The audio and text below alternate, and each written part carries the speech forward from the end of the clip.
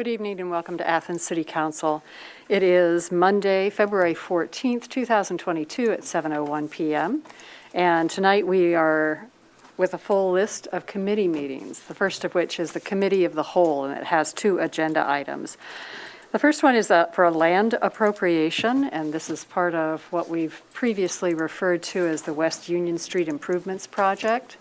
It's part of the design that was, some of the design and conversations for this began, I believe, as far back as 2000, maybe earliest 2016 and then 2017.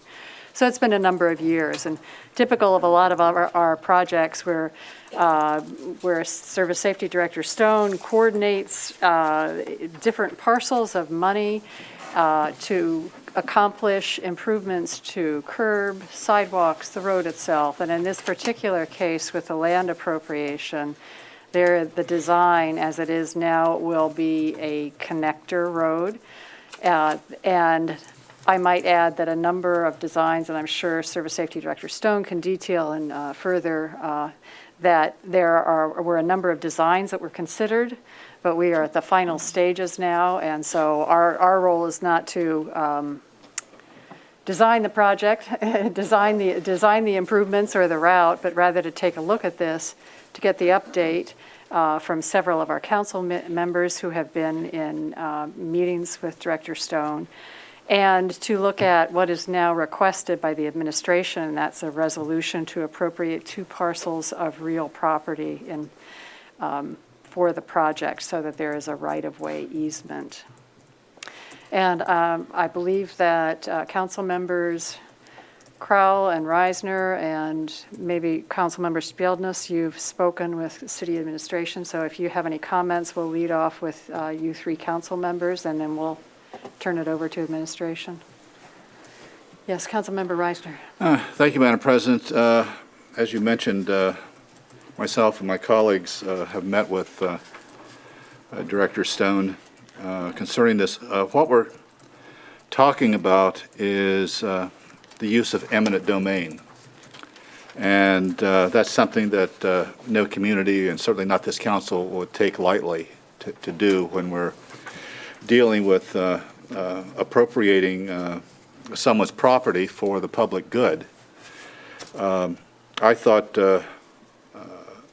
Director Stone and his staff, who were present at the meeting, did a really good job of explaining to myself and Member Crowell that the whole series of steps that have to be done in order to move forward on something like eminent domain.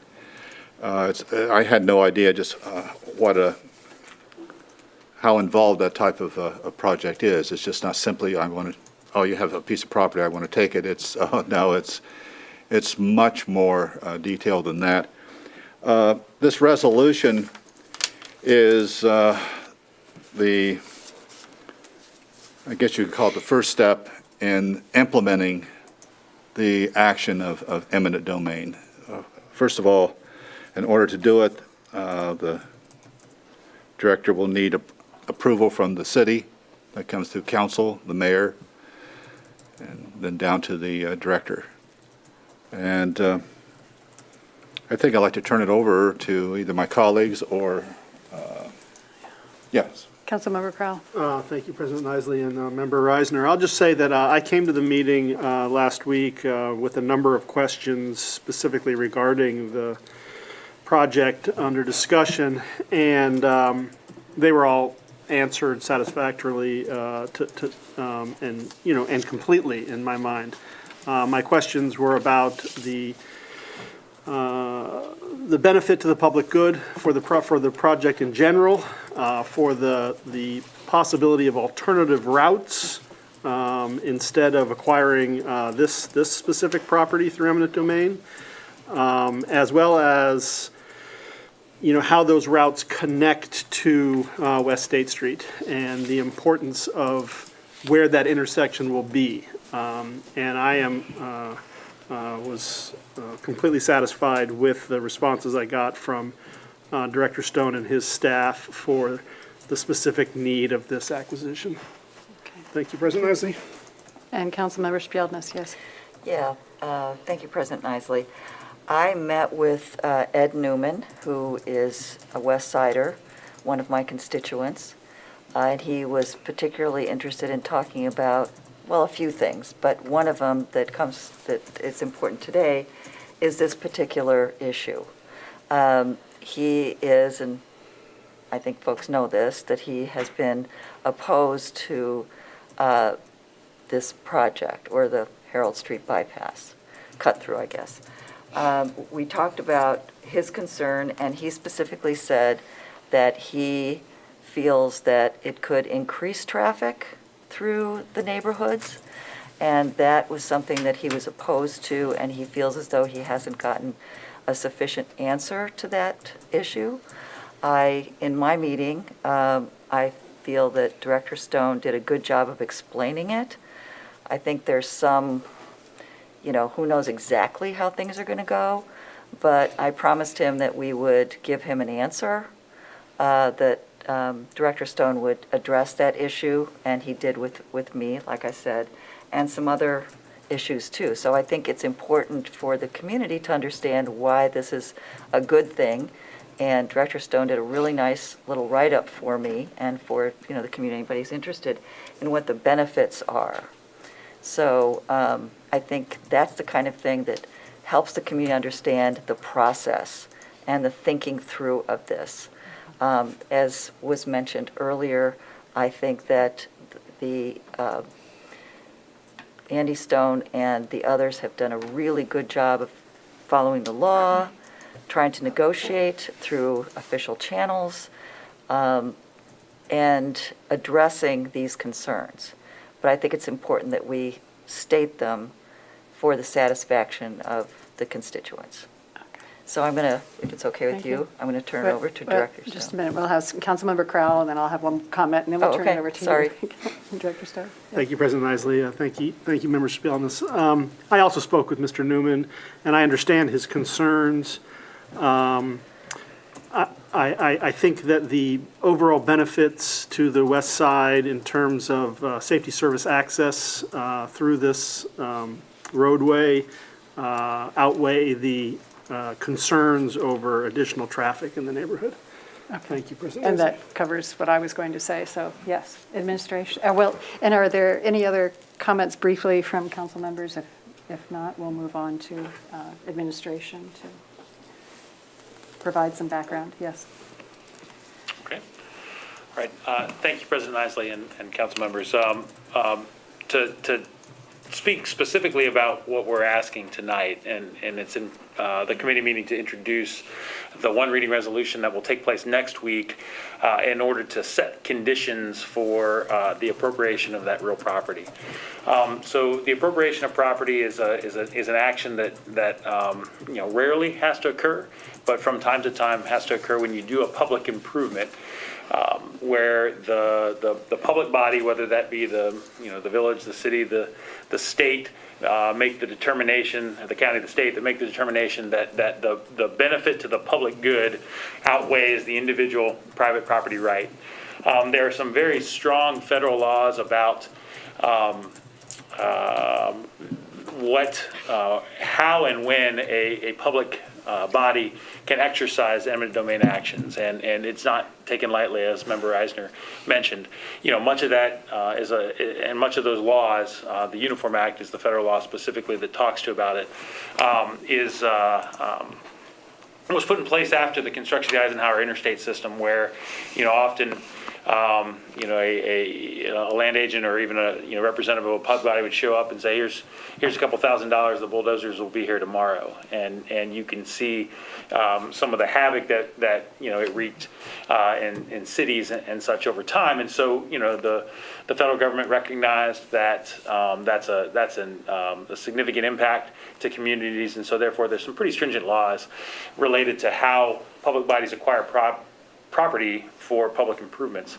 The Ohio Department of Transportation, when a local agency is spending federal money on a public improvement where they're going to acquire property, has some very stringent regulations about how you have to go about acquiring that property, which involves requiring the public agency to hire a third-party pre-qualified land agent, basically, that functions as your proxy, your being the public agency's proxy, to meet with individual property owners who are going to be affected by a project. And we've done that.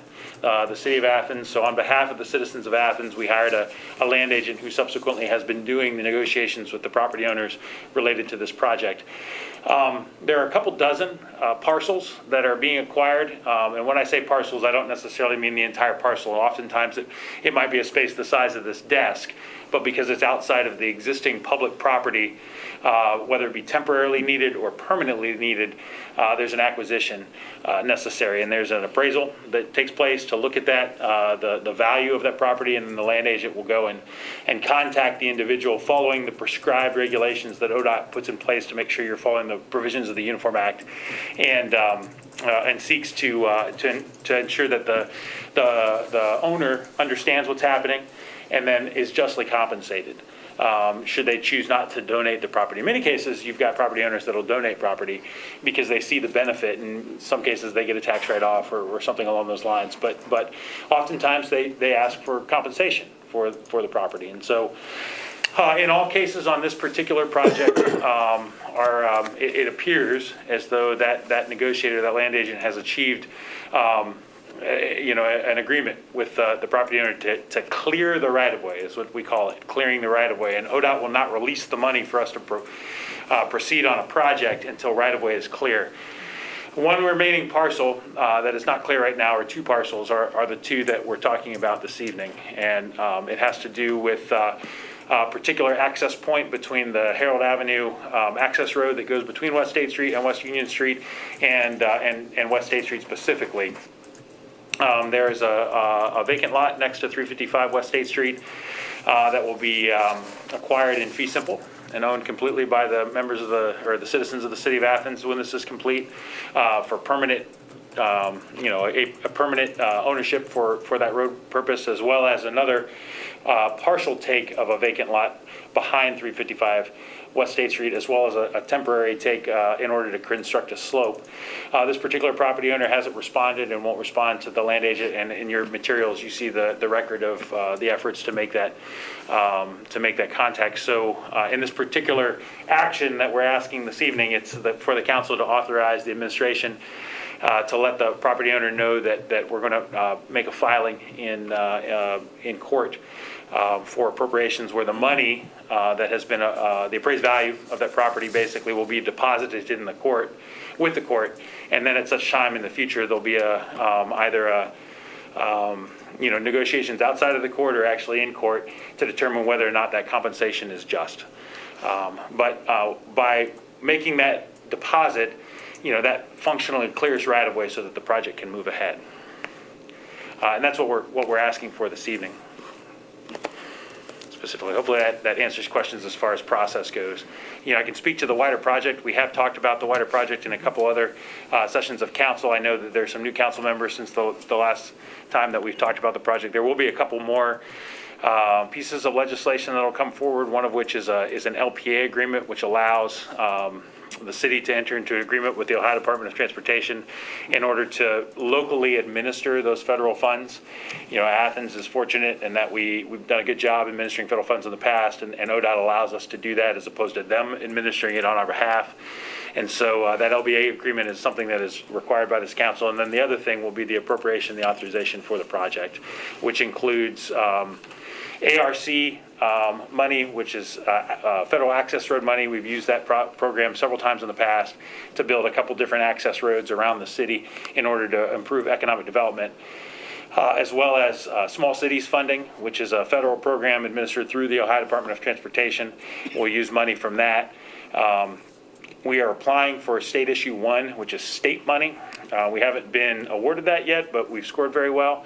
And then the remainder of the money that will go into this project will be street rehab money from the 572 fund, as well as water and sewer fund money for the capital improvements associated with those particular attributes of the particular project. So the appropriations associated with all of that and the authorization to move forward with a bid is also a piece of legislation that will come forward in the next couple months, probably, as we finalize everything. Yes, Councilmember Reisner. Oh, you can finish your sentence. Oh, me? Yeah. Yeah, you. He knows me too well. We did have a copy of a map, thank you very much. It's in the document, it's the last page of the document, and on it, I'm noticing here on the copy that we have in our computers, the 2 parcels are shaded. So this particular individual owns 3 parcels, and 2 of which are vacant, but the 3rd parcel then is where the person resides. There's actually 4 parcels. 4, okay, So, 4, so there's okay. the parcel where the house is, there's a vacant lot on either side, and then there's a vacant lot in the back, Okay. separated by an alley. Okay. The take is the eastern vacant lot in its entirety as a warranty deed, and then a portion of the rear or the southern vacant lot that is included. The house itself is not included, nor is the vacant lot to the west. Okay, thank you for clarifying. And yes, Councilmember Eisner. Okay, I just wanted to make clear that what this resolution does, it does not say grant permission for the city to proceed to take the property. What we're talking about is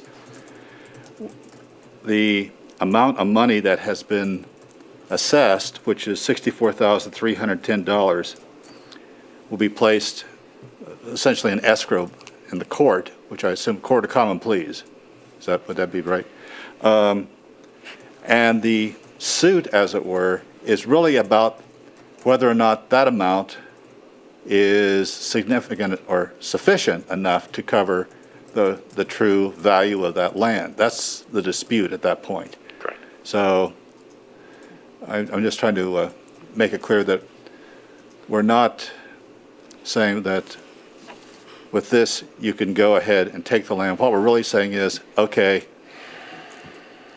the deal's been done. We're going to give you $63,000. You can now come back and say, no, I want more. Then we have our give and take in court. Is that essentially it? So, I mean, if this body were to vote down this, the project would fail.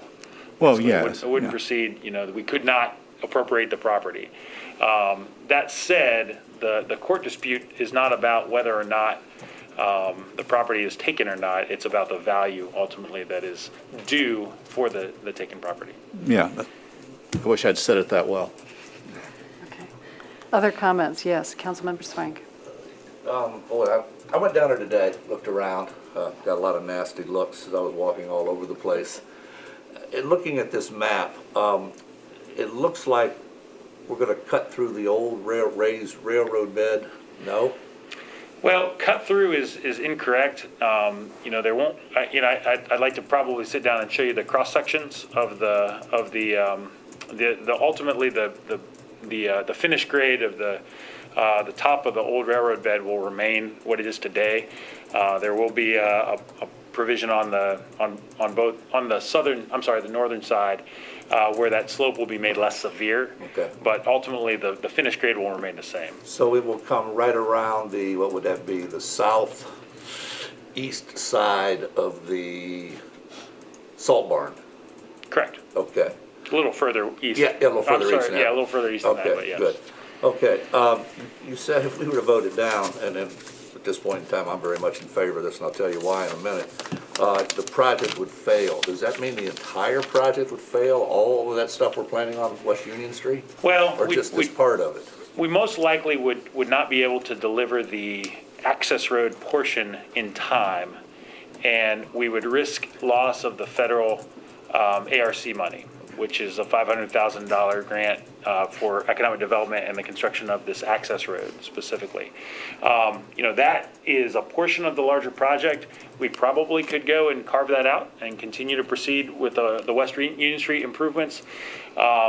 That said, we're trying to, in order to get some economy of scale, bid the whole thing together as one project. Also, the maintenance of traffic for the West Union Street project is, the West Union Street portion of the improvements includes, dependence upon the construction of the access road. So when you look at phasing of construction, having the access road built will help with phasing of construction of the improvements on West Union Street specifically. But, conceivably, you could carve out that portion and say, okay, we're not doing that, but you turn back in $500,000 of federal money. Mayor Patterson? And let me just share, Director Stone may have mentioned this to those that he did meet with, that, anytime you don't deliver and you're returning money, it'll definitely impact your scoring for future projects. And the city of Athens has been, I would say, AAA rating in terms of delivering on projects, and ODOT recognizes that, and ARC recognizes it. ARC, the Appalachian Regional Commission, is some of you may know and some may not, is a federal body that does have this kind of a granting mechanism for Appalachian states or Appalachian regions are the only ones who are eligible to receive funding through the ARC. And this has been a kind of a long process to be able to acquire the ARC funding. We started doing this, I would say, easily 3 years ago in meeting with the director, the governor's office of Appalachia. John Kerry came down, he visited the site and recognizes the value to the citizens of Athens to have a project like this go through. We still had to go through the rating process and be scored and whatnot, but we were successful yet again to receive ARC money, which is it's kind of a big deal. But it's an even bigger deal to have to turn around and give that money back. If I could continue, do you have any concern at all about traffic where Harold intersects West Union Street, Larry's Doghouse, particularly on Wednesdays and Saturdays in the months of April, May, and June? Yeah, this project will make it better, but it won't make it perfect. If you look at the design of the West Union and Harold Avenue intersection, one of the curb cuts is removed. The actual access to Larry's Doghouse is straightened. There is modifications to the pedestrian pathways both on Harold and on West Union Street to more readily delineate them and to kind of create a pedestrian refuge on that corner. There's a turn lane put in place for eastbound left turners onto Harold Avenue that also will serve eastbound left turners into Larry's Doghouse drive-through. I can't get Larry's Doghouse to change the configuration of its drive-through. Unless we want to buy Larry's Doghouse, unless the citizens of Athens would like to buy it for probably a couple $1 million, which is probably an appropriate expenditure.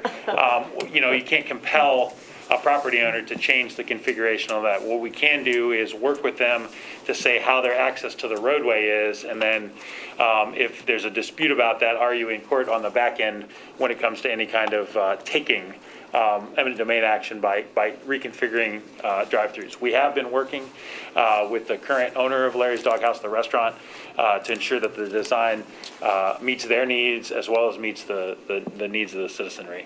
And so we're going to make it better. We're not going to make it perfect with this project. And finally, I started playing softball down there 40 years ago, and always thought when Field 1 and Field 2 were being used from 6 o'clock to 10 o'clock every night, and there were lots of cars down there, that we were in somewhat of a dangerous situation in the event of an emergency.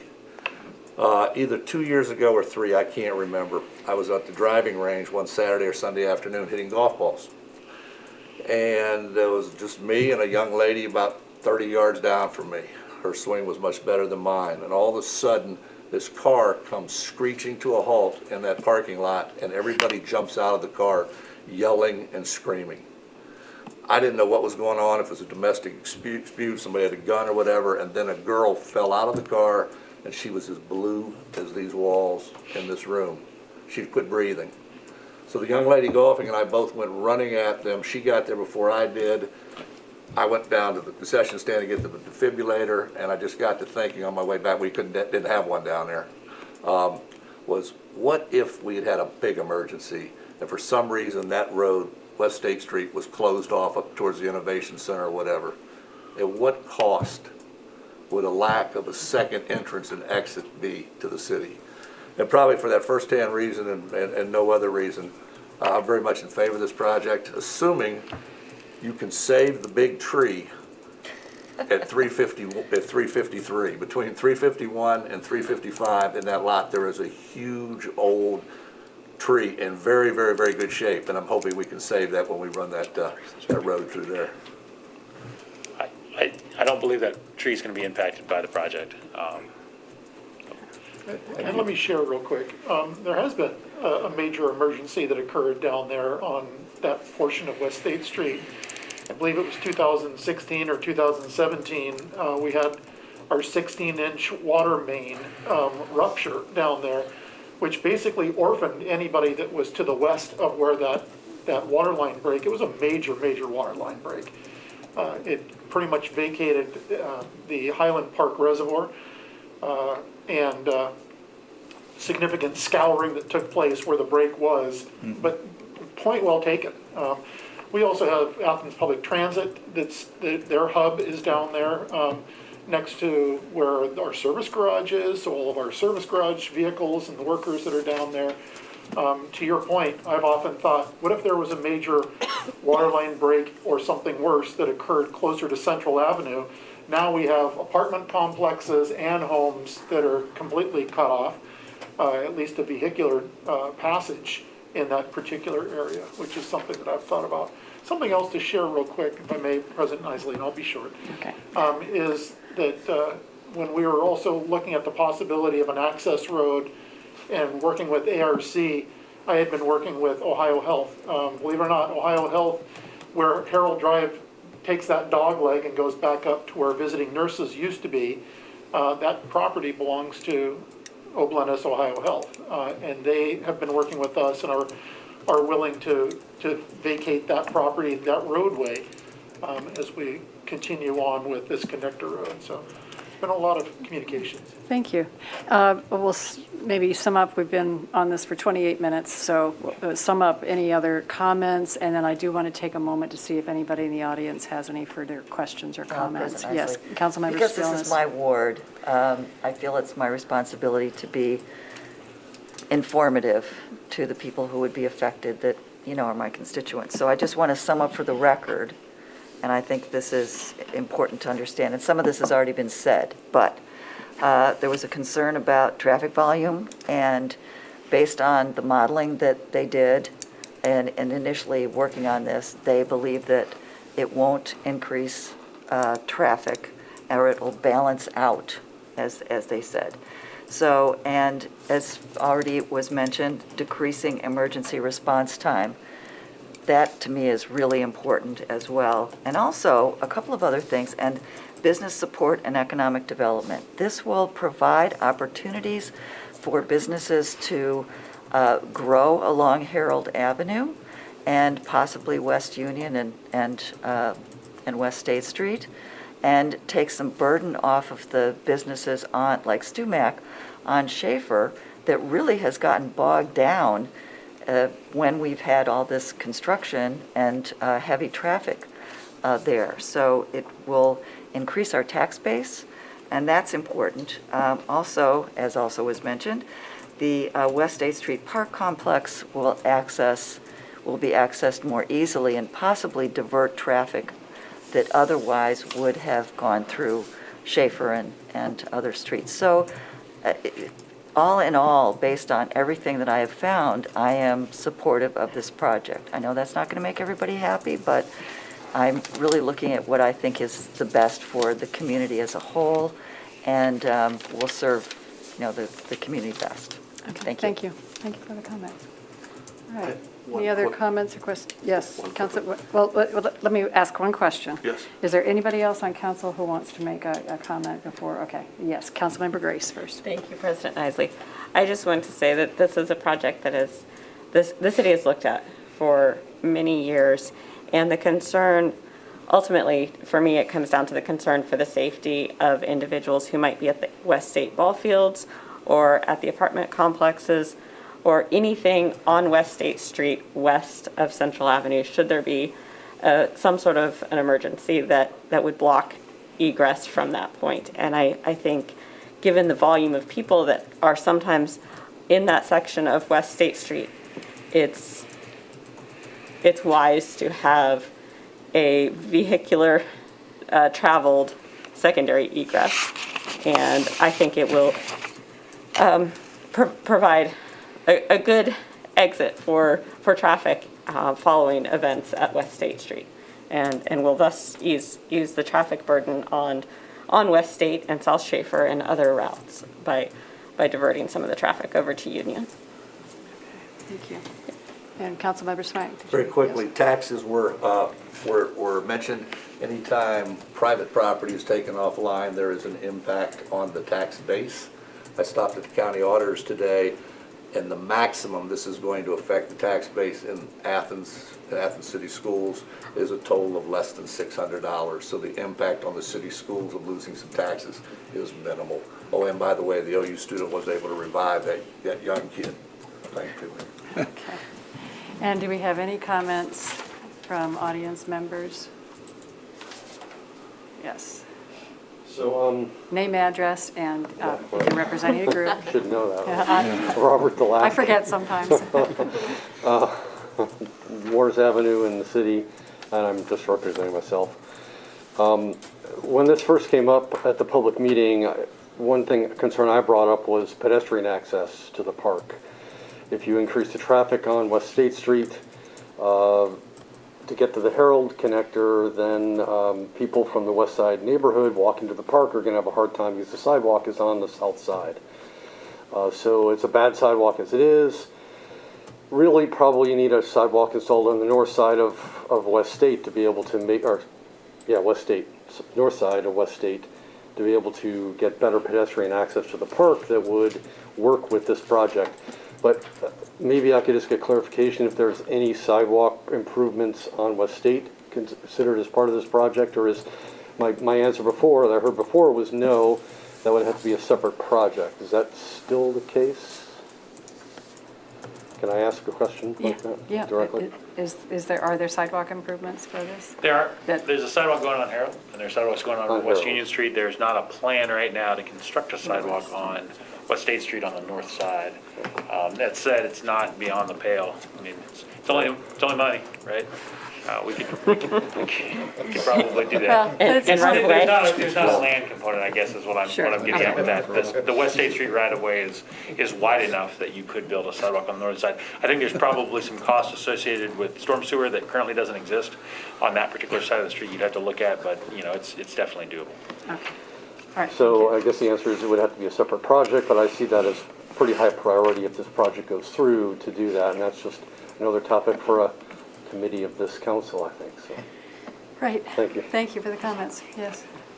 Any other comments? Mr. Newman? Hello, everybody. My name was bandied about earlier. Ed Newman from 30 Courier Street. I'm all for investment in improving our community and updating things. I speak to 2 or 3 things that I've been bringing up through this process. The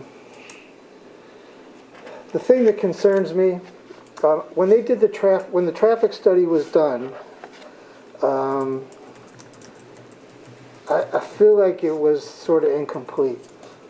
And actually, when I mentioned it to Jessica Adine back then, she noted that it hadn't looked at, like, say, Clark at that point, and places like that north of where the project is being looked like. So what I'm concerned about, I guess, is how this will affect traffic going through our neighborhood, like Central, Schaefer, and Second. You can relate to that. While it may very well, and hopefully it will, alleviate traffic snarls that are down on West State in various places and Schaefer.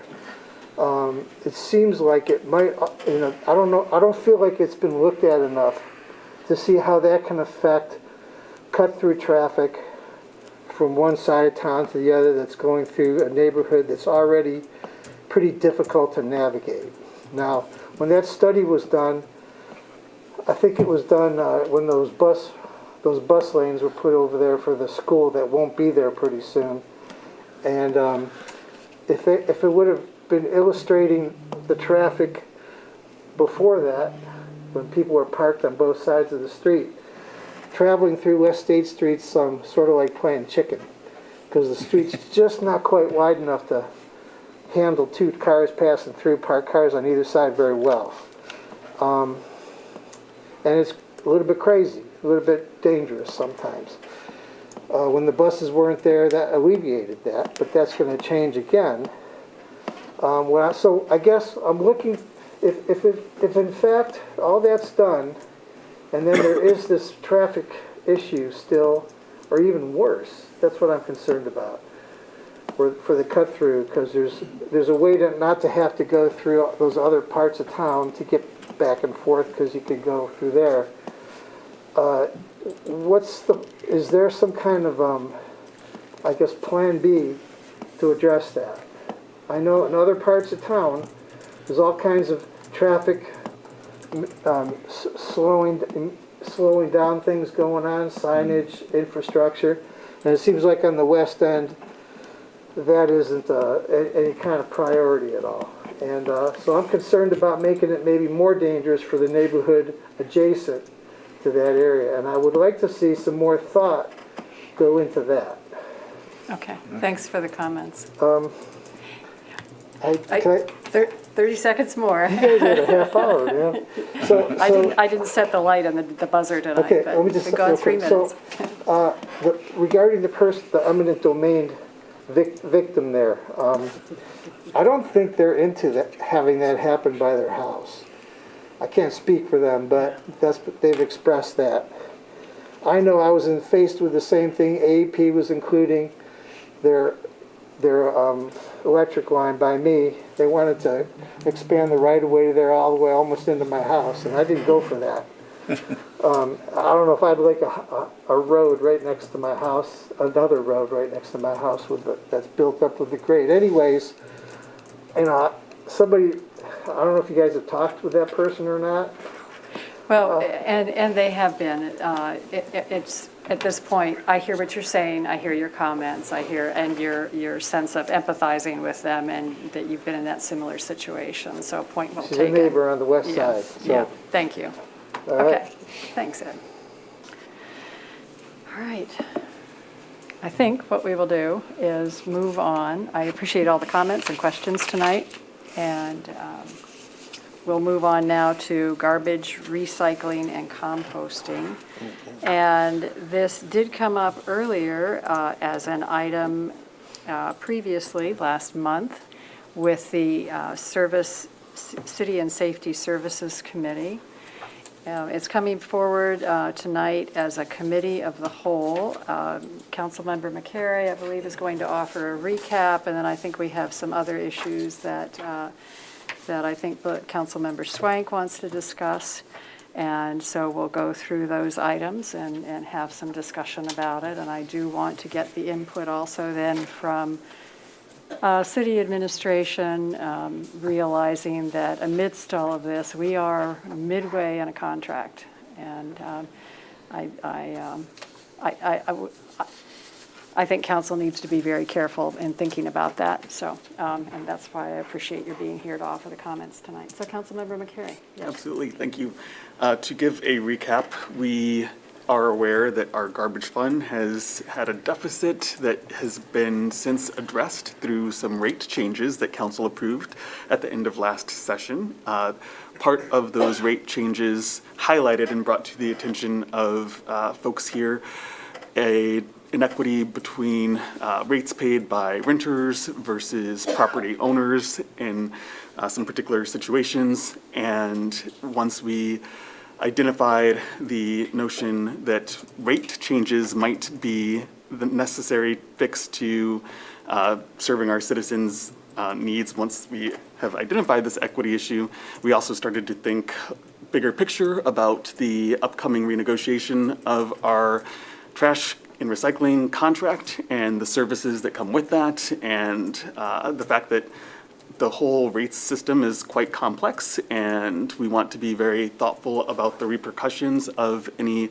rate changes right now, not only in terms of the projected revenue that's back on track right now, but we know that in general, if we were to change the rates now, we would have another deficit that would have to get addressed in some way, and that would be a complex conversation for us to have. Thank you. Okay, I will open it up for some discussion. And Councilmember Swank, I believe you have some items that you would like us to consider. Yeah, thank you very much. Good job of summation, appreciate that. Although I must say, I'm glad that the demonstration I shared with you, was it 2 weeks ago, I believe, was not a lesson I was delivering at Athens High School when Dr. David Liggett came in to evaluate my class, because I think he would have given me a failing grade. And the reason I say that is what I was trying to focus on was one issue and one issue only, and that issue is the issue of equity and the disparity that we have between a homeowner who puts out 1 can of trash and a renter who puts out 1 can of trash. The difference is, only $7, but $7 is $7, and over 1 year, that's 84. Over 5 years, that's 400. Over 10 years, that's $800. And I've asked people, and I've asked people, and I've asked people to try to tell me, explain to me why we have this, and I've yet to come up with an answer. I asked a magistrate in Northern Ohio about this, a person I've known for a very, very, very long time. And I said, isn't this discrimination? And I was advised, no, it is not discrimination because renters are not a protected class. But the magistrate said to me, if you were standing before me, I think you would have a very difficult time convincing me why a renter should pay more than a homeowner for the same amount of garbage. That was the point I was trying to get across. What's happened is we've got off into things such as discussing the contract, size of cans. I think President Nisley mentioned that 2 weeks ago. We've been talking about that off and on for 3 years, and maybe a standardized can. Composting, a huge issue, which Mr. Newman spoke to us quite eloquently about 2 weeks ago. All I'm really focusing on at this point in time is the disparity in the rates between a renter and a homeowner, an equity issue. Those other things are complex, and I agree 100% with Mr. McCary that yes, we need to start looking at those, and Mr. Stone too, I believe. We need to start looking at those sooner rather than later as we move towards that July 2023 date for the new contract. But I'd like to separate the two. The disparity, the inequity, I think we can address very clearly and very quickly. The others, I think it will take a deep dive, a very, very deep dive, involving citizen input, the expertise of the auditor, because this is a money issue, and the expertise of the 7 members here of council. So the question comes up, why now and why me? Because we've followed this practice for at least 15 years. I think Mr. Stone said to me, maybe longer than that. Why now? Most people, in my opinion, don't even know this. In fact, in walking the neighborhood with my dog on a daily basis, I talk to the constituents and I ask them about this scenario. And they said, well, where does that happen? I said, right here in Athens, Ohio. And the response is, you got to be kidding me. And I wasn't. I'm not kidding you. And then, of course, why me? I'll tell you a very short story. Back in 1981, I started coaching volleyball at Athens High School, girls volleyball team. I was teaching out there at the time, too. I had the reserve team and the varsity team by myself, no assistant coach at all, even though the boys' football team had 6 coaches. We would practice, 24 girls, we'd go to a match, we'd have the first match, reserves would play, match is over, and immediately had to turn my attention to the varsity. Somehow that team did very well, went 21-3 and lost Upper Arlington in the regional finals, but it was exhausting and it wasn't fair to the kids, particularly we went to other schools and saw that they had a full complement of coaches.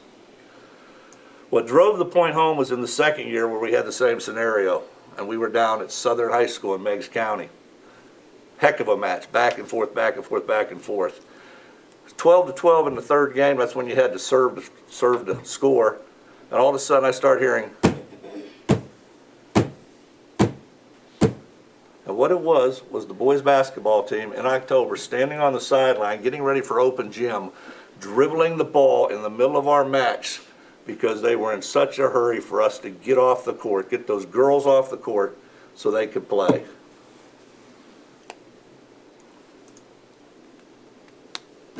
I vowed that day that if I ever had a daughter, she wouldn't be stuck in a situation that playing sports in a second-class environment. We don't intend it, but by saying to renters, you pay more than homeowners, you're not as important. We don't mean that, we're not saying that, but that's the message. And that's why I want to focus on this small part. So to do that, with the help of Mr. Chicky and Mr. Riggs, I came up with a possible formula, which I will share with the members of council. I know we don't do any action tonight. Oh, give me that top one. That top one's mine. It has one extra number on it. That one. Do you have one for Yes, administration? I didn't want to walk over there. A very, very simple formula. And again, we're not taking action tonight by any means, but this could possibly be the basis for an ordinance. If you will follow down the left-hand side, right now, we classify one's rate by residence. We divide it into owner and renter. So an owner who puts out one can currently pays $15.23 a month. That includes their recycling. A renter who puts out one can, because they're a renter, pays $22.05. And you can read on down. Owner puts out $2.25, all the way down. So you have the number of cans there on the left. The current rates. What's interesting, and Mr. DeLocke is here tonight, brought up an interesting point 2 weeks ago, which I am fully in agreement with. When you get down to 2, 3, 4, and 5 cans, the incremental increase from 2 cans to 3, 3 to 4, 4 to 5 is so small, there is no incentive to put out less trash. So what this would do is eliminate the number of cans based on residence. So you go down to the third line, 1 can, current rate would be $15.23 whether you're an owner or a renter. The new rate would be the same. 2 cans, $22.05 whether you're a renter or a homeowner. 3 cans would increase, 4 cans would increase, and 5 cans would increase. In the column marked customer are the number of customers that we currently have. And a couple of these are estimates based on the figures that I got from Mr. Riggs and from Mr. Chicky. Our system is such that it's tough to distinguish in some cases, but these are estimates. Currently, we have 870 homeowners who put out 1 can. Currently, we have 1,355 homeowners that put out 2 cans. And currently, we have 924 renters that either put out 1 or 2, we don't know how many, but they're charged for 2. If all 924 of those people went to 1 can, the cost to the city would be $75,620. I'm sorry, I forgot that figure. If all of those renters who currently are being charged 2 cans only put out 1, the cost would be $75,620 to the city. On the flip side, if we would raise the rate for 3 cans, 4 cans, and 5 cans, those people putting out lots of trash, so that the amount that they're being charged is commensurate with the increase from 1 can to 2 cans. For the 3 can folks, we would increase revenue by $16,691. 4 cans, $3,987, and 5 cans, $3,064. Combine those figures, and it would cost the city $51,878 over a 12-month period. Now that's a worst-case scenario where everybody converts over. Do we have $51,000 laying around? We probably do. And I know that makes people say, what? But we probably do. And I say that for one simple reason. In 2012, I was lucky enough to get one of these. And I think, Mr. Mayor, you got one of these too. A lot of you did. And what this was a ticket to a rally down at City Rec when Vice President Joe Biden was in town campaigning for President Obama. I'll never forget something that Vice President Biden said at the time. He was telling a story, recounting a conversation he had had with his father when now President Biden was a young man. And the conversation was about business. And the senior Mr. Biden said to his son, "Son, show me your budget, and I will tell you what you value." That was almost 10 years ago. And that's an absolute direct quote, and it has stuck with me all this time. When I say we have money laying around, I'm being facetious, but we do have a budget. The question becomes, what do we value? I think as citizens, I would hope that we would value those who rent as much as those who don't, and would charge them the same amount of money for the same service. Thank you.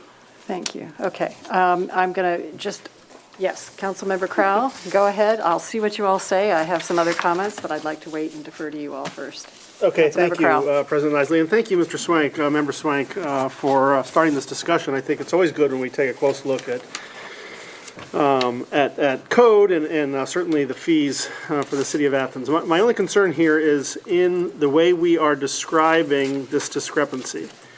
It is not about whether you are a homeowner or you are a renter.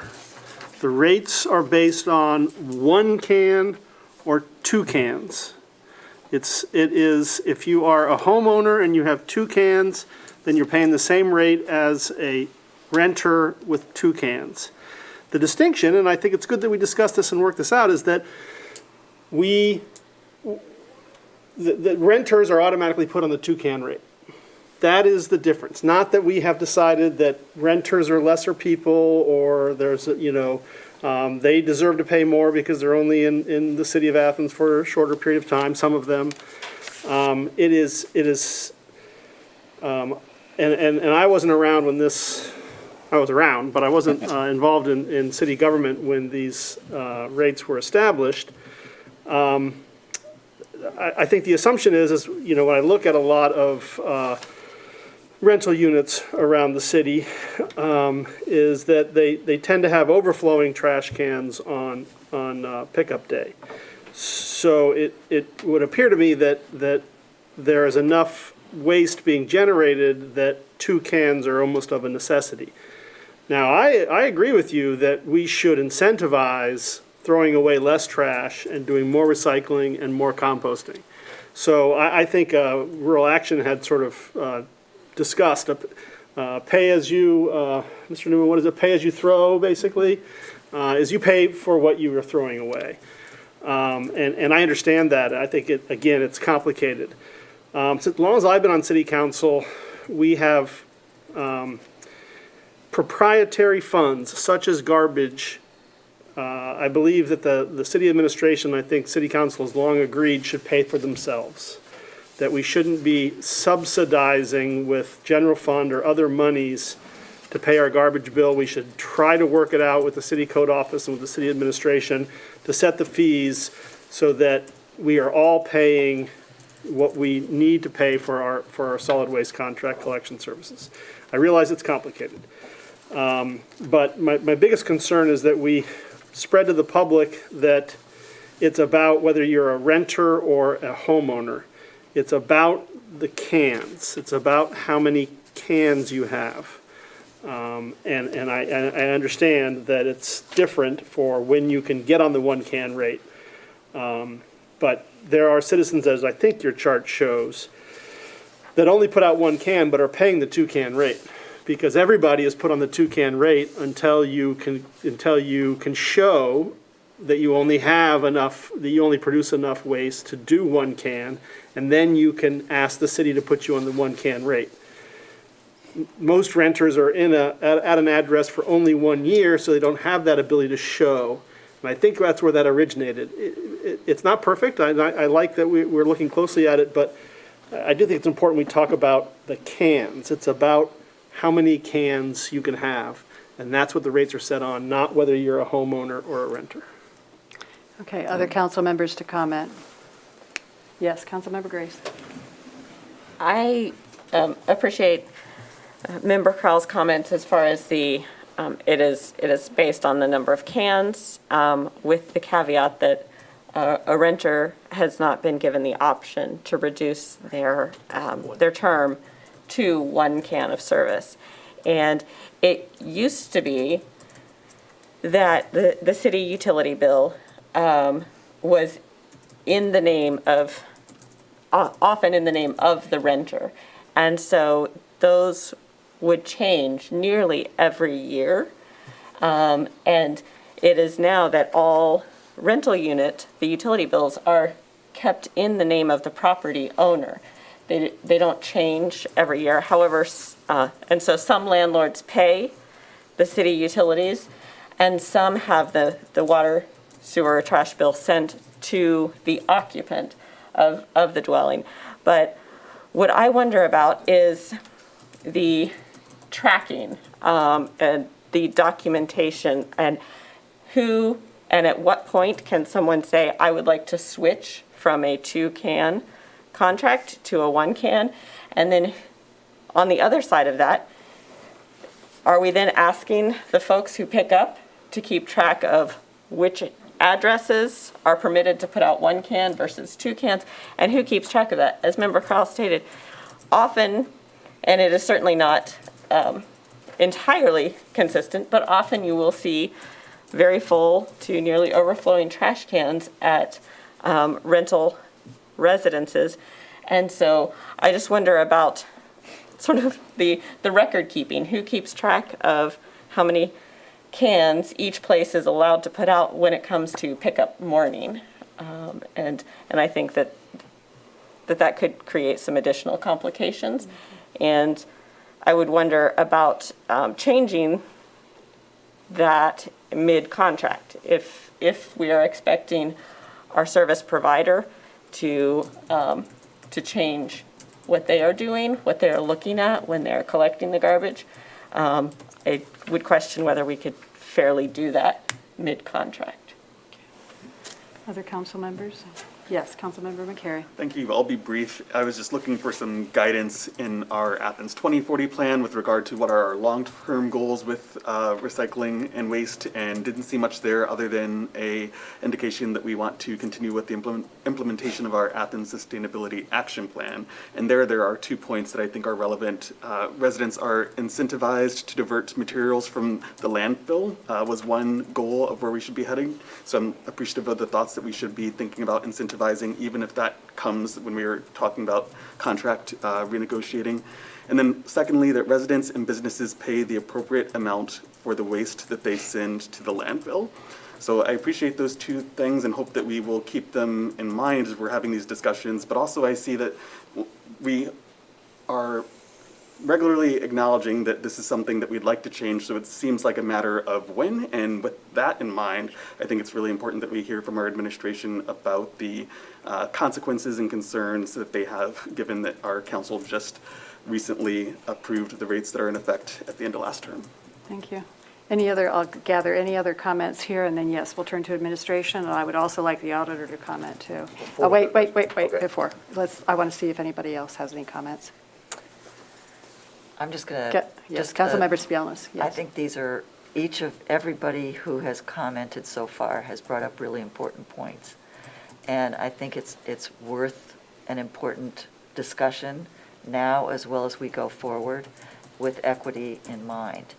But, you know, I think one of my concerns was, as Member Gray said, how do you keep track of that? What's being done now? If there's overflow and whatever, how do they keep track of that? So what's the job of the collectors, and how would this impact them, if at all? Right. And So- one system even is the City of Dublin operates, you buy tags, or Upper Arlington does. You buy tags. If you got one bag, you put one tag on. You got two bags, you put two tags on. So that would make, you know, that's a possibility, but that's not right now, I don't think, that we're looking at it. Other comments from council members? Did you have one comment, and then we're going to turn to Yeah, administration? I wanted to answer all three people that made some comments I here. would like to get the discussion first, and then we'll come back. You don't want to finish council before we go to the administration? I want everyone to be able to speak, and so right now, I'm going to move forward to administration, and then we'll come back. Okay. Thanks.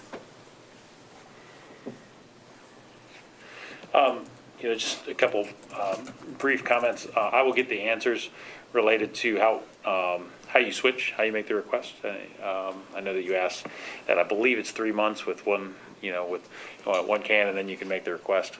But I don't want to definitively say that, so I'll get that answer.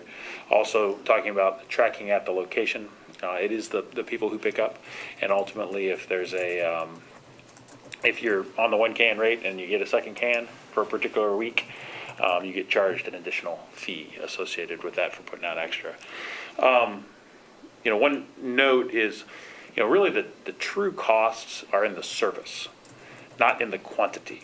You know, we want to set our rates in order to incentivize people to generate less waste. I mean, that's important from the point that Member McCurry indicated from our sustainability plan, is that's always how we want to incentivize. But when it comes to the actual cost, it's two guys in a truck showing up at your house every week to get your trash, not in the volume that you take to the landfill.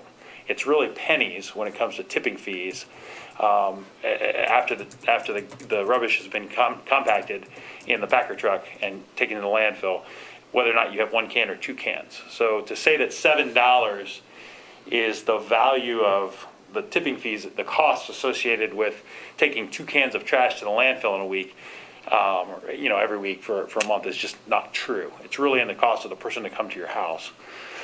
So, you know, I guess that's important as we go forward and we look to mess with these, to recognize that, you know, getting pickup at a house, whether it's a rental or an owner-occupied house, every week, 52 weeks a year, is really where the costs are driven from. So, but all of these points, and certainly this proposal, you know, we can go back and analyze and look at what the results would be from that. Councilman, Mayor Patterson, did you have some comments? I don't. Auditor Hecht? Sure. Let's see if I can think of everything I want to say. Okay, first of all, the question isn't whether we have $50,000 laying around. The question is whether we have that in the garbage fund. Because it is a proprietary fund, it's supposed to be self-supportive. I am not and have never been in favor of using any kind of general obligation dollars. It's a horrible business practice. I've seen many cities over the years get in trouble for doing that, subsidizing. We have an obligation to charge for the services in water, sewer, garbage, and the parking garage to pay for themselves and to not subsidize them. And so that's that part of it. And Andy kind of addressed the fact that anytime you're a new customer, you're put on the 2-can rate. And I can name off the top of my head 3 women who moved across town, single women, who had been on 1 can, and they signed them up for 2-can rates to begin with. And maybe it's changed, I hope it has, but at the time they had to wait a full year paying the 2-can rate to show that they only ever used 1 can, then they could request to get back on the 1-can rate. Has nothing to do with the renter or landowner or property owner. So that's just been a practice until we can see. And the other thing, and Ed can probably help with this, is the people who pick up our garbage have handhelds where they track that. That's how they track if you have extra things out there. Like if you have a chair or anything extra out there, they track that and you get charged for that. And so that's how they track all that, and whether you're supposed to be on a 1 or 2, and then when you get billed, that's how you get billed for an extra can or a bag if you lay it out there. So, and one other thing I want to say is I'm not in favor of doing bags ever. We have way too many critters in town that it's just, even if you, That's true. our garbage gets picked up very early, and I feel like we're kind of just on our way in from, we must be at the beginning of the route.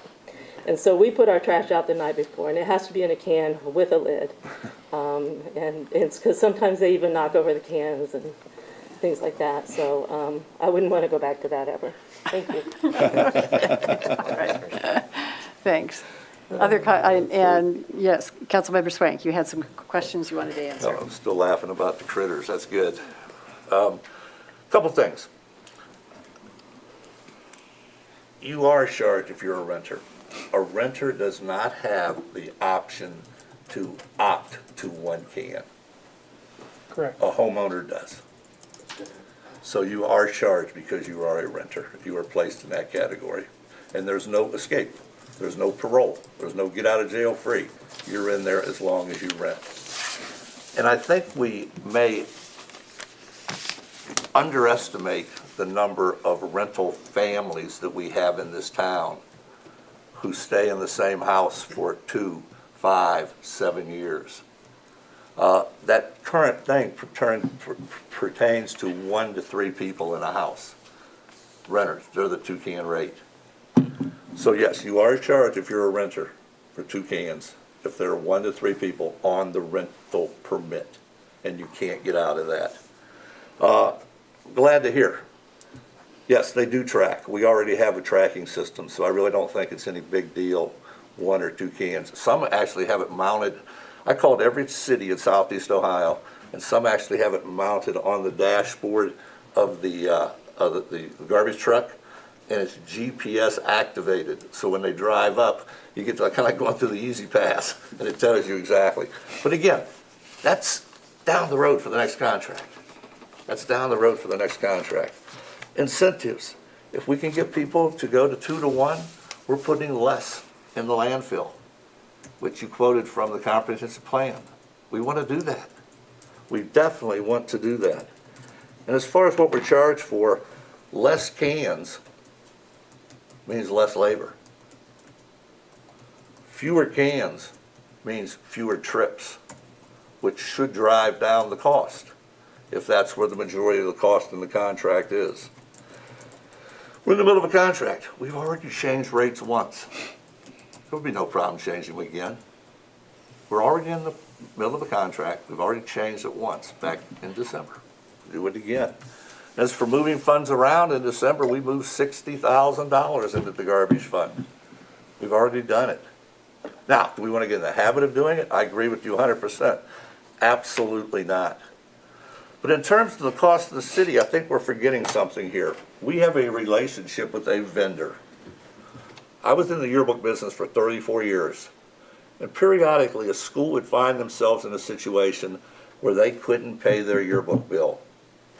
Maybe they had a change of advisors, and the kids didn't go out and sell as many ads as they had in previous years. What did we do? Sometimes they would come to us and negotiate with us. We had a long-term relationship with those folks. And you know what? We'll reduce your bill a little bit this year, because you know what? We hope to continue that relationship in the fall. We've never even talked about possibly sitting down with our current vendor if we find ourselves short and negotiating a little bit. Sadly, when we negotiated that contract in the first place, it was based on the number of customers and not what we're putting in the landfill. Well, not only do we have fewer customers now, but we have a lot less trash because of the decline in enrollment at Ohio University. In 2016, there were 18,266 students at OU. This past fall, there were 14,779. That's a huge drop, and that's a lot less trash. So again, looking at equity in one simple part of this, homeowners and renters, if they put out 1 can of trash, only being charged for 1 can of trash. Without two, regardless of your situation, you get charged for two. All this other stuff, yes, it's complicated, it could take a while, but let's talk about that for the next contract. Thank you. Any other comments? Yes, Auditor Hecht, yes.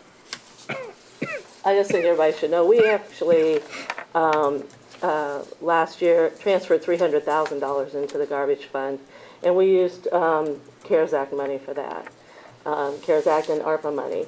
Our new SLRF money, whatever it is not available for those kinds of expenses, just for the record. But that's all part of the reason that we increased the rates for this year. And it looks like now we expect to be in the black based on the rates that we have now, and no more transfers into the garbage funds. Thanks. Okay. Yes, safety. As a follow-up to the auditor's point about the shortfall that was in the garbage fund, we talked about this, last time, but for the new council members, a significant portion of that shortfall wasn't just from volume of trash, but it was in tickets.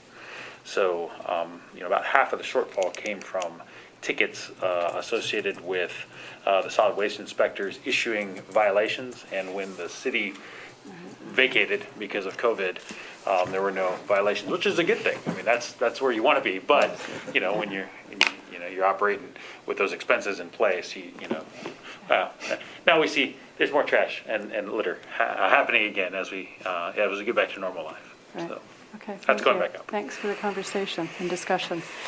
So where I sense from this going on is we have a proposal from Council Member Swank on one idea on what we might do to what he is regarding as an inequitable situation.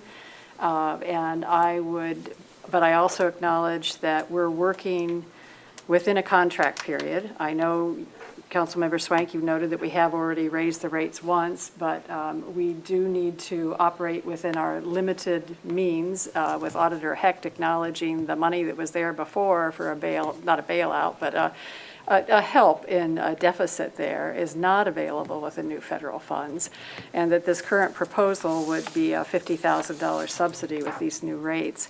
But I would urge us to continue in the discussion and to work with administration and to see ways we might do this. See if there is something in between. But I need to have an assurance that it needs to work through the auditor's office, the city administration, and it would need to be approved by the law director before anything would come before a committee of the whole. And that all needs to happen before it would even become before a committee of the whole for consideration of some kind of solution to it. So that's where I think we can move forward slowly with lots of consideration. All right. We'll move on now to planning and development. That means people can get up and move a little bit. We have Councilmember Grace chairing this committee, joined by Councilmembers Crowell, McCary, and Spieldness.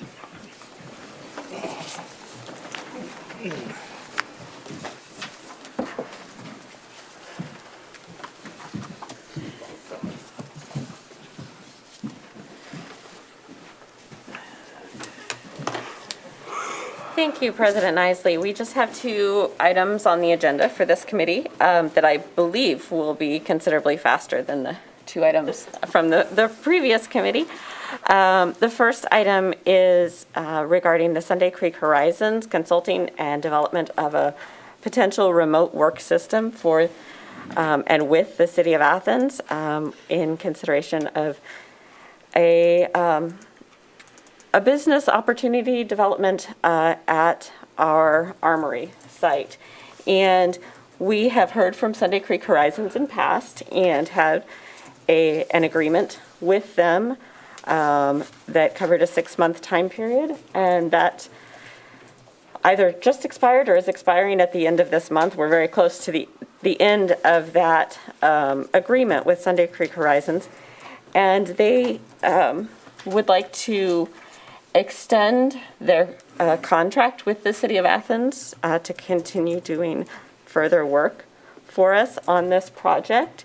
But I believe there would be a few changes, but they, because we are near the end of the current contract, we're going ahead and bringing this forward tonight in committee to get the discussion started so that we could introduce an ordinance next week. But 2 weeks from tonight, we will be hearing from Zach Rises of Sunday Creek with a presentation where he will provide us with information on what they have accomplished on behalf of the city thus far and what they would hope to be able to do in a continuation of that relationship. So we're bringing this up to say we would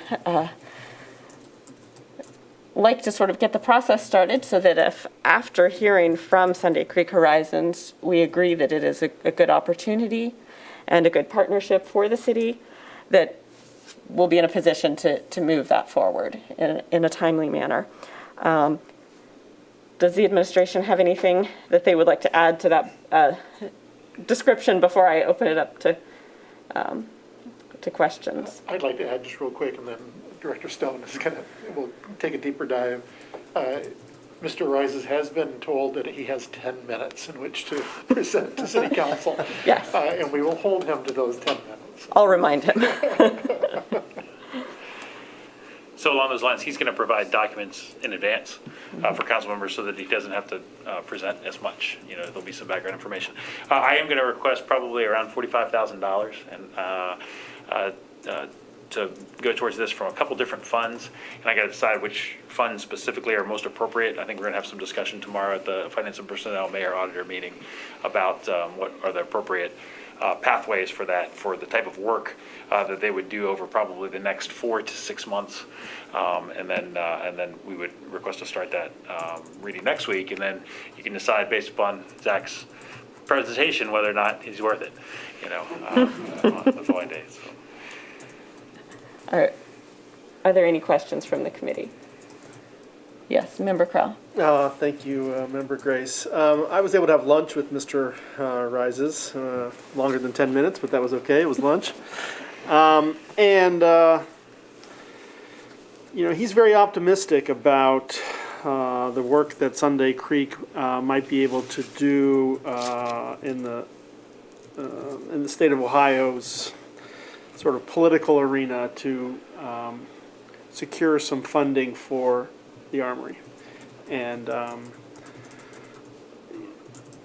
think that's exciting. I mean, I am, there are a number of constituents in my ward, longtime residents of the city of Athens, who the day I was elected to city council penned me a handwritten letter saying that the most important thing to them was the Armory. And I've kept in touch with those residents, and I think that the presentation we'll have from Sunday Creek will be, you know, a quality presentation that will excite council. I think they're the right organization to continue to take this project forward. I did not talk any dollars with Mr. Risey, so I'm not sure what the ask is going to be. It sounds like from the city administration, $45,000.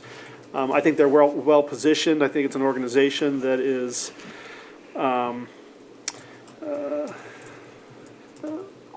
you know, well structured from its staff and its connections in the state of Ohio in order to help us move this project forward. I don't have any questions, Member Grace. I'll just say that I'm supportive of the work that they're doing and possibly continuing to do for us. Thank you. Thank you, Member Crowell. Are there any questions at this point? Other members of council? Yes, Mr. Ziff. Yeah, thank you, Member Grace. Not to just, you know, prattle on and repeat everything that Member Crowell just said, but I also was lucky enough to have a sit down of about an hour with Mr. Rises the other day. He managed to carve that chunk out of his remarkably busy schedule. His calendar is terrifying to look at. But yeah, a lot of the stuff that he was talking about is, I think, very, very exciting. I also, just like like Member Crowell was saying, I was really, really excited about a lot of the possibilities he was talking about with, you know, with potential funding access from different points of the Ohio government. So yeah, I would encourage everyone to go in with an open mind for, you know, potentially, if we decided to give them more money. They seem to have some really great ideas on how we could revamp the Armory, so, yeah. Thank you, members. Yes, Member Swank. Mr. Stone, if you could, as much information as we could get prior to that meeting, particularly documentable successes, progress would be great. And then the second question is, this contract that we might be entering into, how long will that be for? 6 months.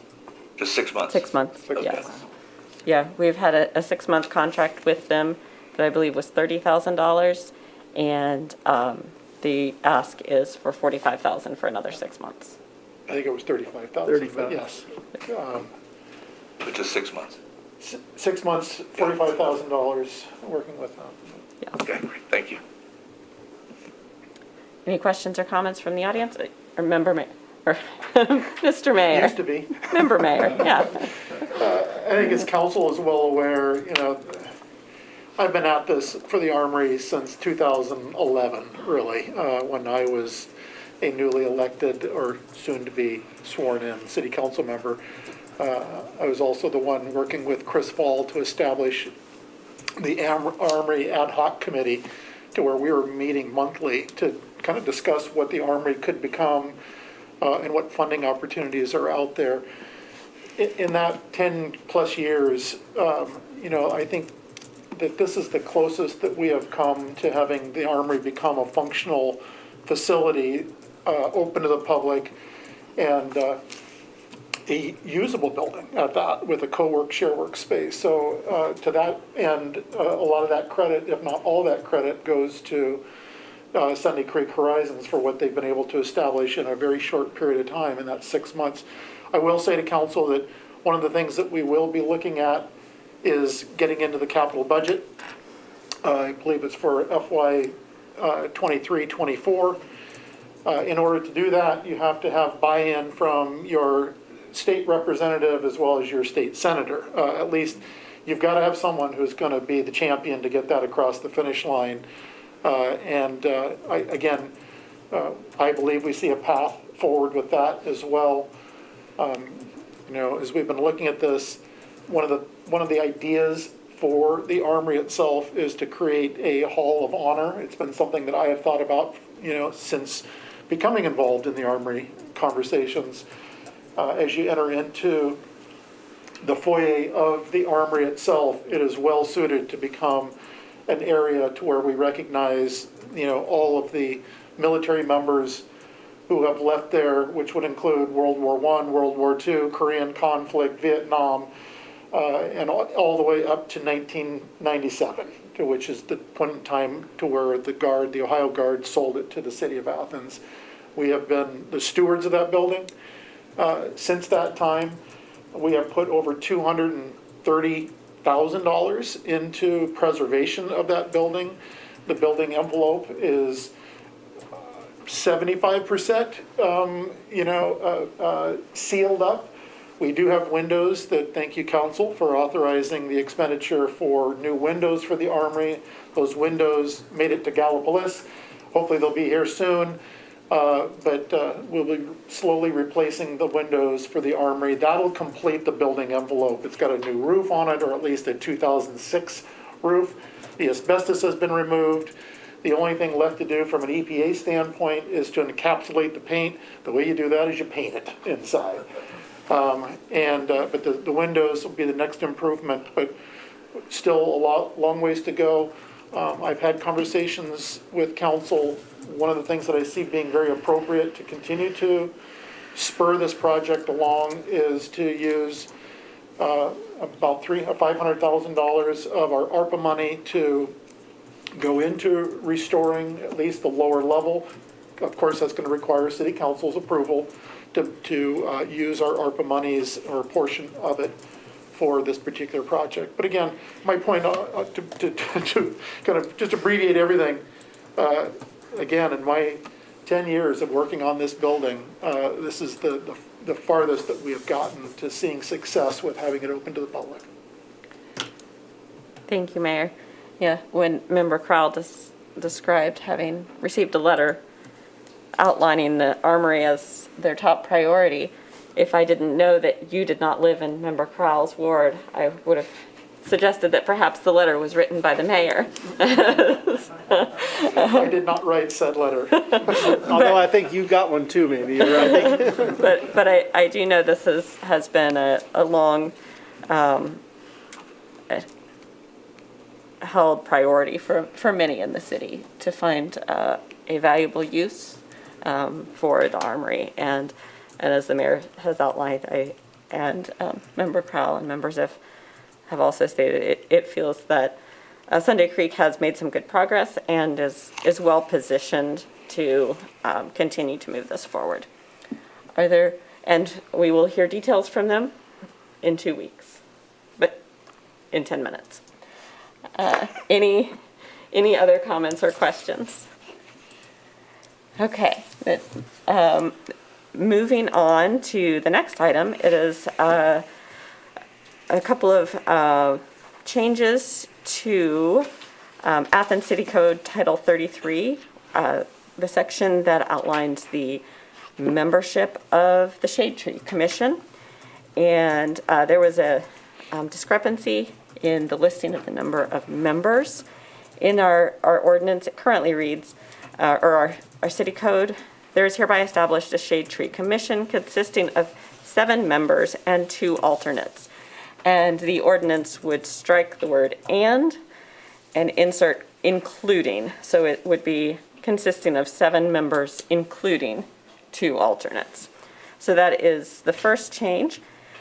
And then the other change is to strike gender-specific language from Section B. It currently reads a member of City Council and the mayor or his/her designee. And we are just removing his/her, so it will read a member of City Council and the mayor or designee will serve as non-voting ex officio members. So just those 2 changes to Section 33.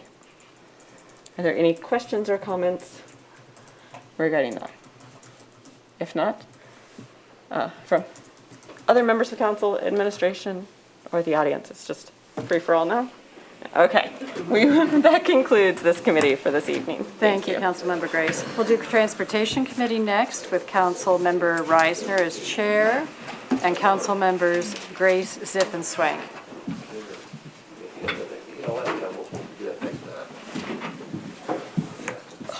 Just stand up for just a minute.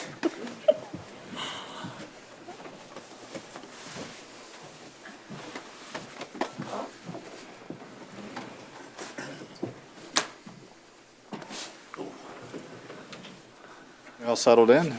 Yes, sir. Okay. Transportation Committee comes to order. There's only 2 bullet items here. Safe routes to school funds, application to ODOT. This is pretty much a thing that's come before council about every year, and it has been, I want to use the word responsible, or at least very helpful in allowing the city to improve its sidewalks, stairs, curbs, and things, allowing the students to be able to walk to school safely and so on. Is there anything more to add? When is the application due? It's very soon. It's March 4th.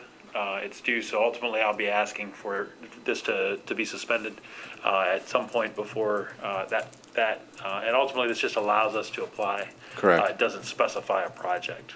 Right. We've had a lot of success with this program, particularly early. It rolled out really in the 2009-10 era.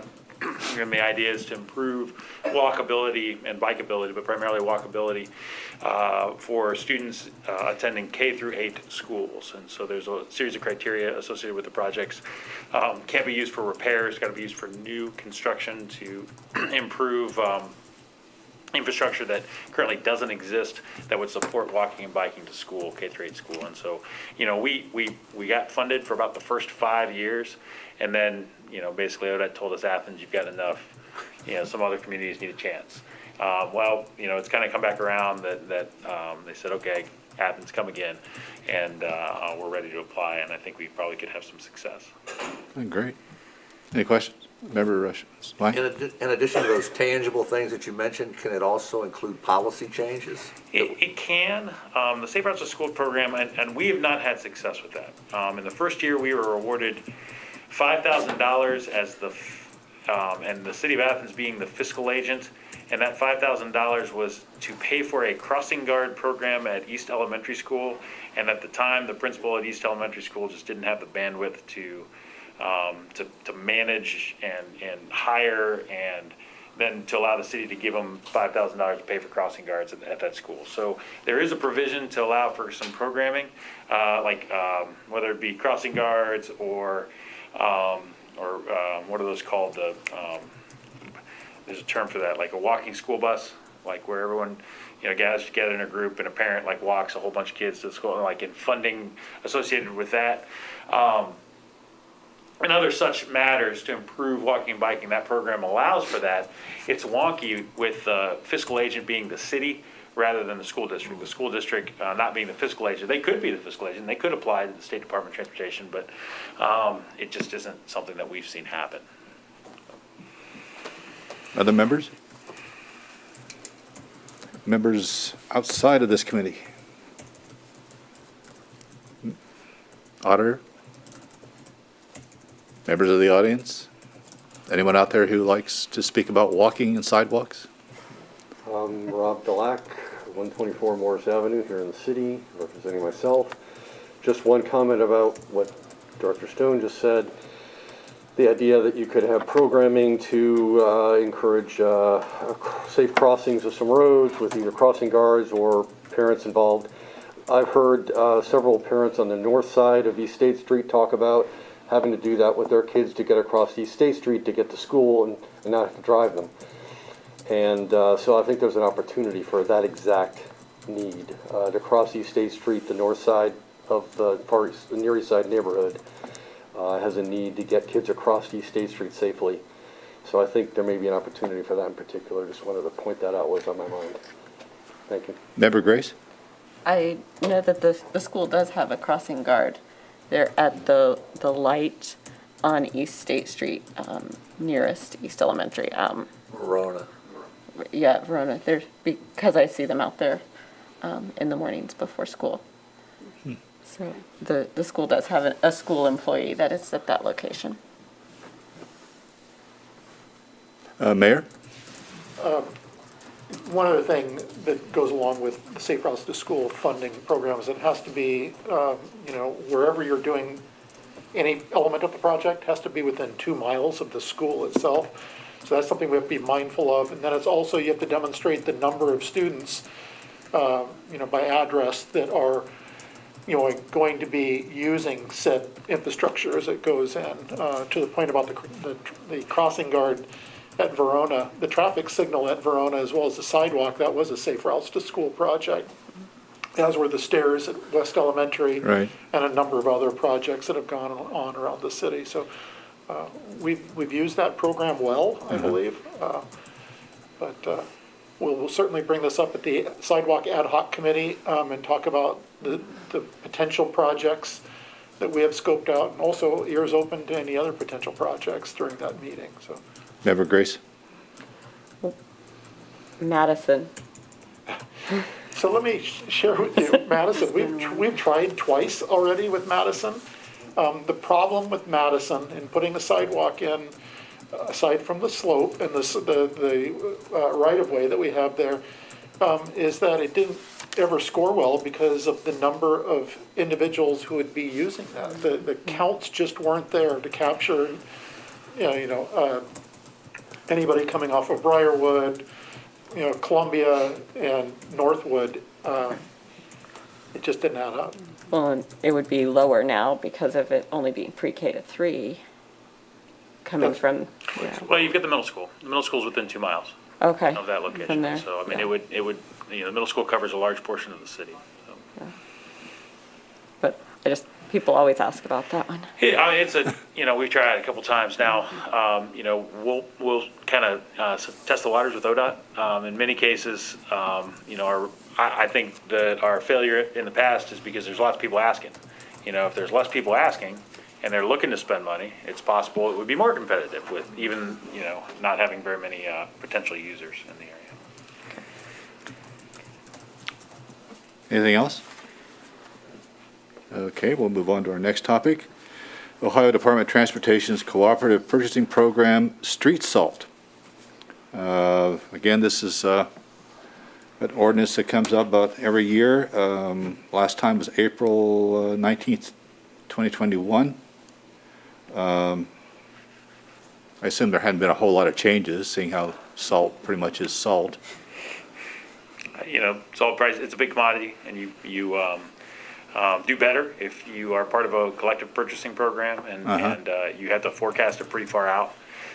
And so the Ohio Department of Transportation will bid for communities if they want to participate in this program, and we have for several years. We've achieved about as good a price as we're going to get by participating in this program. And this is for next winter, by the way. Oh, It's not for now. I hope so. Be kind of late if. Although we have put a pretty significant dent in our Sure salt reserves this year. Yeah, I noticed that on my car, so. Yeah, We'll bring it down to the surface Yeah, garage, brush it we'll off. scrape it off. spray it off, and okay. recycle it. Yeah, recycle the salt, exactly. Any questions on this burning issue? Anything? Audience, members, going once, twice? All right. Okay, Transportation Committee is closed. Thank you, Councilmember Reisner. We'll move on to City and Safety Services with Councilmember McCary chairing this, joined by Councilmembers Grace, Swank, and Crowell.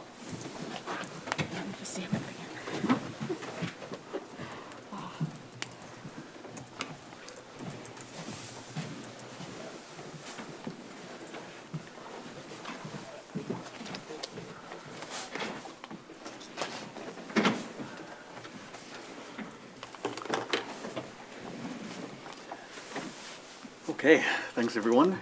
We have a first item up regarding our fire code. I believe it's pretty simple. My understanding is that we occasionally need to update and clarify what fire code we are using, and I believe Director Stone likely has a comment about the latest. I find that you can browse it online if anyone wants an interesting read. It's very thorough. Yeah, so there's a couple provisions in Title IX that talk about fire safety and fire protection that make reference to Ohio Fire Code, and it has a specific year associated with it, and I don't remember if it's 1990 or 1997. I'd have to go back and look into it.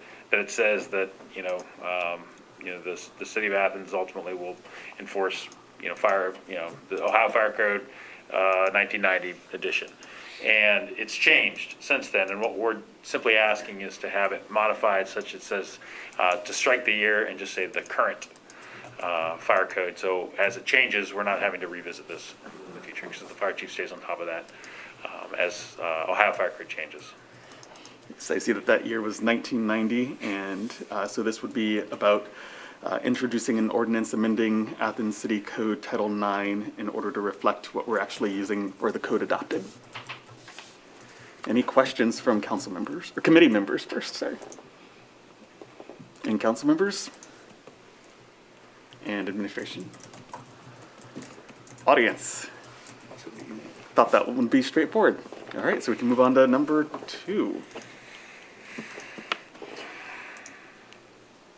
Okay, tennis and pickleball courts, design and construction. That would be another update to figure out where we're at with our project there, and I'll turn to Director Stone again. We're asking for an appropriation and an authorization of $250,000 for design construction of the replacement tennis courts. That also would include outdoor pickleball courts. We currently have a contract using existing funds for design services, and we're just getting started with that. And what we would do is roll that encumbrance into the overall authorization for a project. And, as I mentioned, I'm estimating $250,000. It's possible that we get through design and we come back to you and say, hey, it's actually going to be this much. I don't anticipate it being significantly different than that, but, that's kind of the mark on the wall we've established.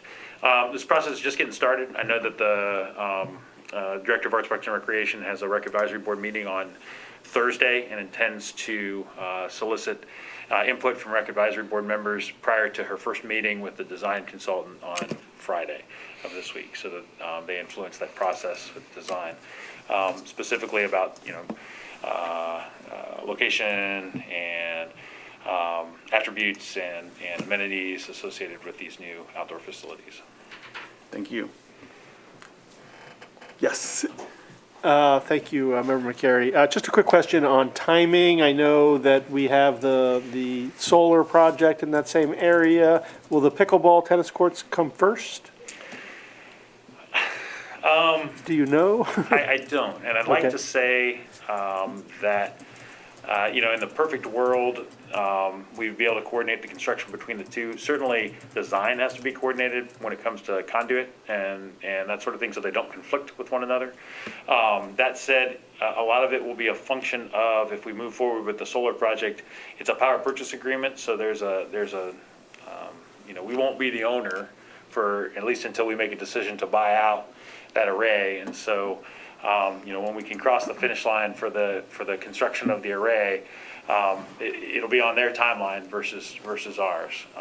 I'd like to think I can get both of them built in 2022, but I just don't know. My concern is just that timing and Sure. not wanting anything to happen to the completed tennis pickleball courts in the Yeah, construction of the right. adjacent Absolutely. facility. Absolutely. Thank you. Thank you, Member Corral. Other questions? Member Swink? Pass that down to, eventually to Mr. Stone.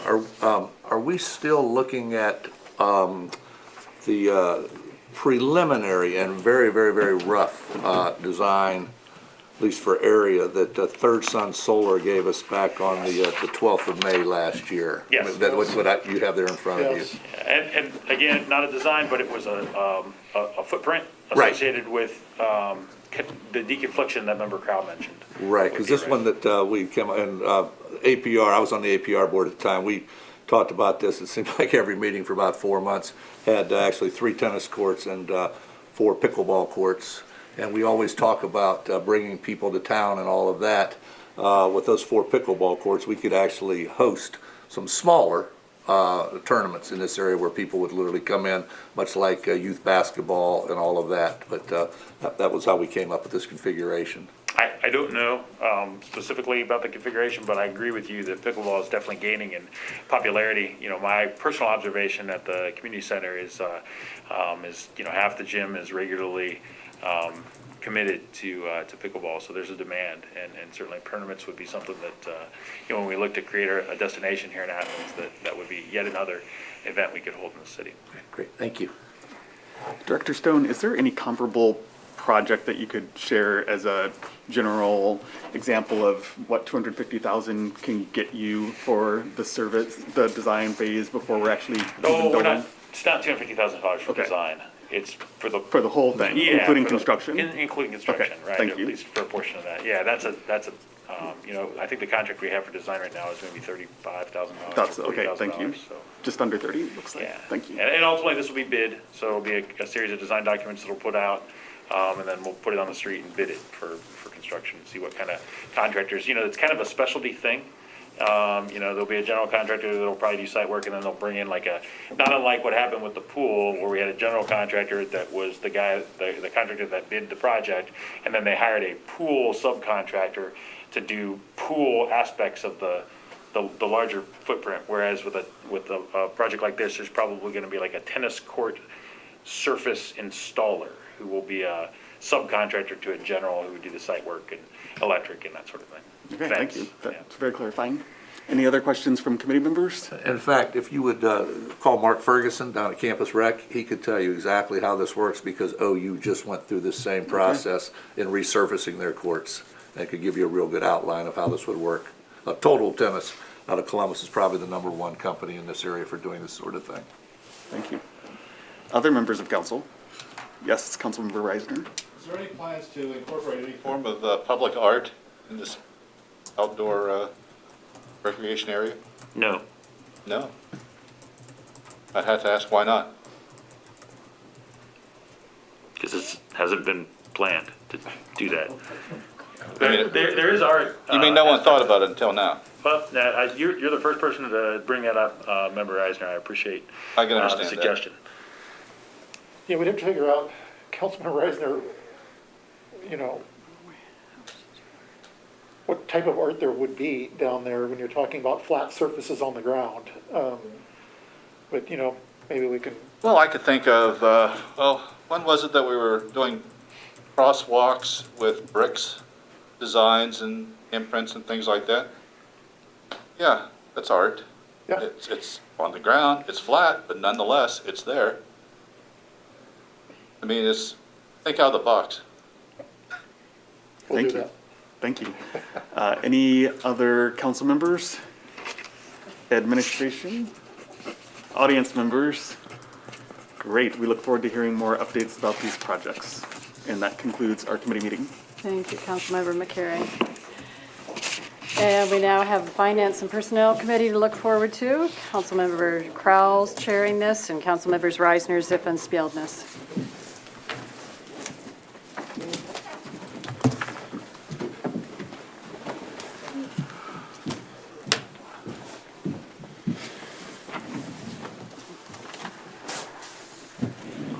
Thank you, President Isley. We really only have 2 items on our committee agenda tonight, and they should be relatively simple. The first is parking meter note renewal.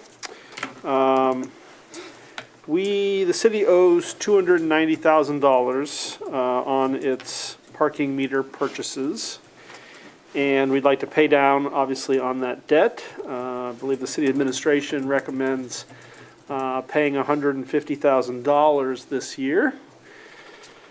And that is the item. Is there any questions about the city administration's recommendation to pay $150,000 of our parking meter debt? Yes, Member Reisner. Didn't we recently have 2 meters stolen? Yes. Stolen or damaged, I believe, Yeah. right? Yeah, and the money in them too, I saw that. Yeah, so do we have to pay for those? Somebody has Are they insured? House that I took a loan to buy and somebody stole it. I still have to pay the person I took the loan for, even if it was stolen. Now, we could make an insurance claim if they're valued at less than or more than $5,000. What are they valued at? I I don't believe know. I saw $700 was the Several police $700 per department's meter. for one. For one? There were 2? Well, there was one, and then there was the actual quarters that were in it, so it was $700 worth of meter and $50 worth of quarters or Quarters, something. how many quarters could you put in there? Exactly. Yeah, I guess it's the, What kind of idiot would do it? any other council members? Yes, and Member Swank, We're gonna pay 150, how much do we owe total? 290. So, okay, so we're down to 140, then, okay. All Yep, right, good. and hopefully pay that off, I think, next year. Any other questions from other council members? Auditor Hecht? I was just gonna mention that this money comes out of the general fund, that's where parking enforcement is out of. And I have contacted our bond counsel, Dennis Schwally in Columbus, and Hocking Valley Bank. Do not have an interest rate just yet, but I'll let you know as soon as that happens. Thank you, Auditor. Can I ask the auditor a question? Please. Did you mention to Dennis the amount for the rollover? Yes. Okay, did he say that was adequate or suitable, or did he recommend any other He figure? doesn't really care. I mean, we could pay $10,000 down. It's not up to him to say how much we should pay down. No, but he always has pretty good suggestions, I found. Well, You know, for this amount, Uh-huh. $300,000, 290 is not a huge amount. Right. If it were higher, we're paying half. We're paying a pretty large amount for the amount that we Exactly. still That's owe. what I was thinking. So it's a good amount to pay down on that. Right. And in reality, we're paying off the whole note, and getting a new one. Yes. For the money that's left. Right. So, yeah, his paperwork will come through to that effect. Okay. To reborrow the $140,000. So, and also just to clarify, we will be paying the $150,000 plus interest. We go ahead and pay that. We don't take that into account when we're borrowing money. We just take that on ourselves to pay our interest. Thank you, Auditor. And just to note that we don't have an interest rate from Hocking Valley Bank yet. Hocking Valley Bank has been a very good partner of the city's, and I'm optimistic that that rate will be. They have. Excellent. And when I first started doing this, I would call around and get interest rates. For these are short-term notes. These aren't a bond like we got to finance the pool and things like that. And I would call around, and actually Dennis told me that I didn't really have to do that in this because we're lucky enough to have a local bank that's so good to us. Nobody else could even get within 1% of what we pay, what they charge. Now, I have no idea, things are changing right now, what it will be, but I think if you look at our interest rate right now, it's pretty, really, really low, and I can look that up if you don't mind waiting just a second. Our current interest rate on this note is 0.15%. So even if it doubles, triples, we're it's still going to be a really good amount, and they have been like that. So. I know Member Ziff and others of us, prioritize shopping local. Well, you can bank local too, and the Hocking Valley Bank has been a very good partner of the city. Anything else? Yes, Mayor. I just want to kind of reaffirm that I would like to pay this off with the remainder next year. We are seeing, parking meter spots used more heavily these days because people are coming back, and with the DORA, when it goes active in May, I suspect that we're still going to see a lot of people, during the summer months uptown parking on the streets. So I believe the revenue is going to be there to where, again, next year we can pay this off completely and be done with that payment. Excellent. Community members, okay, moving on to the next item, which is really two items together, which is appropriations, and then transferring from that appropriation. City has received $749,483 from the Federal Emergency Management Agency for things that have happened to our city infrastructure over the past 4 or 5 years, I believe it goes back. So we are taking this money and then we are transferring it, and the items are listed on the agenda there, into 4 different funds in the city. The general fund, the streets fund, the water fund, and the sanitary sewer. The largest transfers are those 2 to the street fund and the sanitary sewer fund. I know that some of this is actually repaired, the slip on the bikeway off of Columbus Road when the flooding in 2018 impacted where the bridge goes across. I believe some of this money is also for the sanitary sewer line up off of Columbia Avenue. Between sort of Briarwood and Columbia, there was a major repair done on that hillside. That is both the appropriations and the transfers that are the remaining items on tonight's committee agenda. Any questions from committee members on these items? Yes, Member Spielhaus. You mentioned the bike path, and does this include the bike path that extends to University Estates Boulevard? No, right? Now, these are expenditures that were already made in response to specific disasters. And the way that FEMA works is that you basically pay up front with your local funds, and then they reimburse you. That money goes into a set fund, which is the FEMA fund, and then we have to basically show the record keeping before we're allowed to take this action you're about to take, which is to go ahead and take it out of that FEMA fund and put it into the fund that the money originally came out of. So, yeah, that's a whole other conversation about the slip onto the University Estates, and we are moving forward to get that thing repaired, but it's a problem. So. Yes, very much so, but, okay, that's fine, thank you. Good question. Just for people taking detailed notes, the FEMA grant fund is 588, if you're wondering where this money is going into, and then the general fund is, I think we're all aware, 101. The streets is 220, water is 740, and sanitary sewer is 750. That's where these funds will end up in the city's budget. Other questions? Other members of council? City administration, anything to add? Citizenry? Thank you, President Isley, that ends finance and personnel. And we'll stand adjourned at 8:56 PM. Thank you very much. We'll see you next Monday night.